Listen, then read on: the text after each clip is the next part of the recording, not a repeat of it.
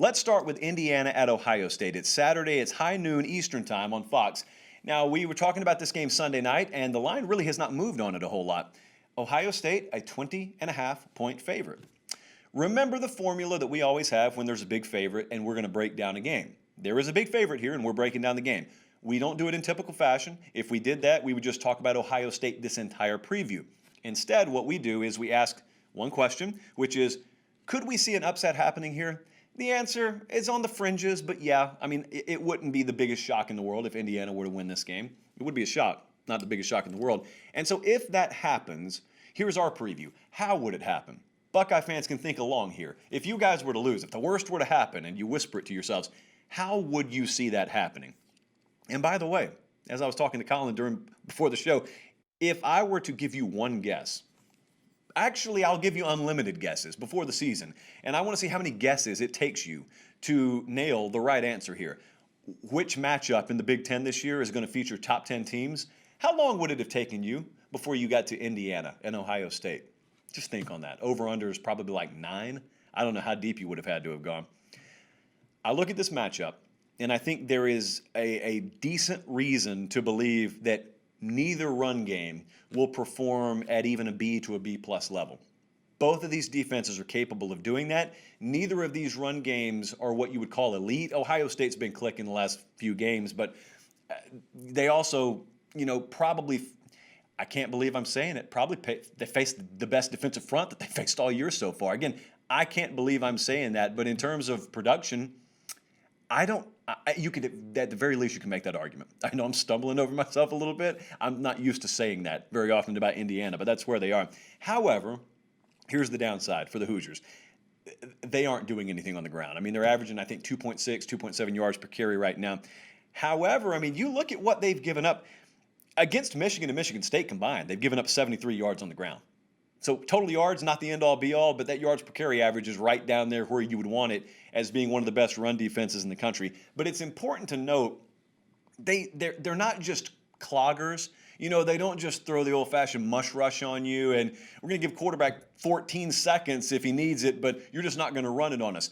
Indiana does a pretty decent job of pressuring quarterbacks, too. They're very good. They're very highly rated in terms of quarterback pressure, havoc rate. So they have all those boxes checked. If you were to do blind resumes, Indiana's defense has a lot of the metrics and a lot of the boxes checked that you would typically expect from a Michigan or a Penn State. It's just a testament to what they've done there. And so when you look at all that, you still have decided advantage all over the board with Ohio State, but at the very least, maybe they possess the ability. Keep in mind, we're talking about a path to an upset. At the very least, maybe they possess the ability to make Ohio State one-dimensional. Now, I know what you're probably thinking if you know anything about Ohio State, and that is, yeah, Josh, that one dimension, though, even if that's the case, it's a really good dimension. His name's Justin Fields. We'll get to that in just a second. Timely, Colin, very timely.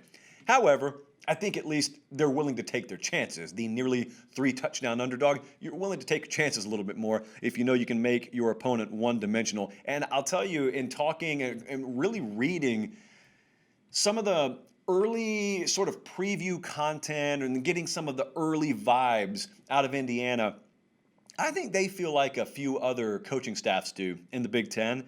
I think they see some vulnerability with Ohio State's defense that they think maybe they're equipped to take advantage of. So I'm going to speak more on that in a second. The formula for them, it's the usual. When you have an underdog of this magnitude, you got to be +1 or better. +2 or +3 would be ideal in the turnover battle. But you also have to win average starting field position. And that's a stat that's not thrown around necessarily as much as turnovers. But yet when you look at it at the end of the day, I mean, if you're special teams or if any combination of forced turnovers or whatnot, I mean, if you're averaging your starting field position being 40, 42-yard line versus 25, it's a huge difference, 30-yard line, whatever the case may be. But also, when I watched them being Indiana, when I watched Indiana against Penn State in week 1, they can work with tempo, but yet they can also be very smart with their tempo. And that's what I think they have to do here, because you got a couple of things to consider. It's going to be a really long football game. When you're playing a team like Ohio State, it seems like those games never end. If you got a lead on them, if you think you got an edge on them, there are teams that'll have an edge and feel like they got a shot against Ohio State and end up losing 42-21. because the game is so long. And collectively, when you put all those minutes together of superior talent leaning on you, it's just really hard. It's really hard to plug 14 holes in the dam with 10 fingers all afternoon. That's kind of the task sometimes when you're playing a team that's superior. However, is it possible? Yeah, I think it is possible. The problem that we go back to with the one-dimensional aspect, even if you succeed in shutting down that Ohio State run game, is making the quarterback beat you. It kind of works. You know, if you're playing Penn State, to go back to the week 1 matchup, you're playing Penn State, it kind of works. You were smart with your tempo, as I was talking about, and you hurried up to slow down, hurry up to slow down, and maybe you got a young secondary on heels, and you got maybe a green defensive front, a little unsure of themselves. Maybe you've accomplished all that. And maybe you've made them one-dimensional. But this is not Penn State. This is a team that if you make them one-dimensional and you realize that one dimension is Justin Fields, they'll say, all right, here we go. And then they beat you anyway.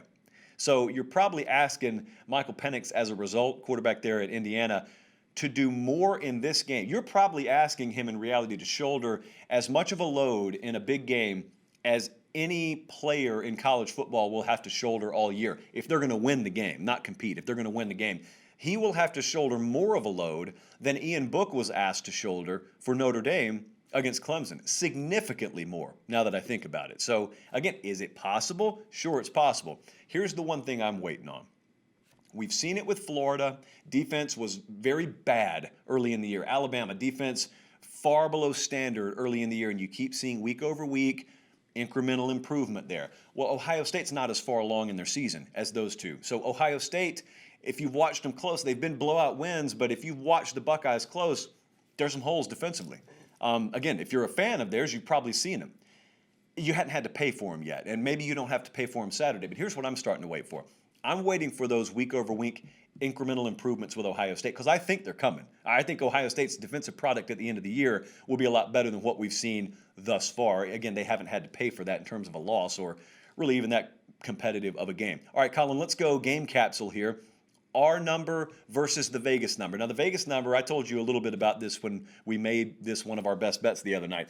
Again, this is a noon kickoff Eastern time on Fox. The Vegas number is Ohio State minus 20.5. I expect that to hit 21 eventually. Our in-house number, again, we generate our own model here. We've got the Buckeyes. I thought it was 25.5. Actually, we have a minus 23.5. That still crosses a very key number, obviously. So we are going to take Ohio State to win, and we're going to take Ohio State to cover. And remember, that is one of our best bets. We handed that one out Sunday night. Doesn't always sync up with our games of the week, but it does this week. So we like the Buckeyes to win, and we like the Buckeyes to cover.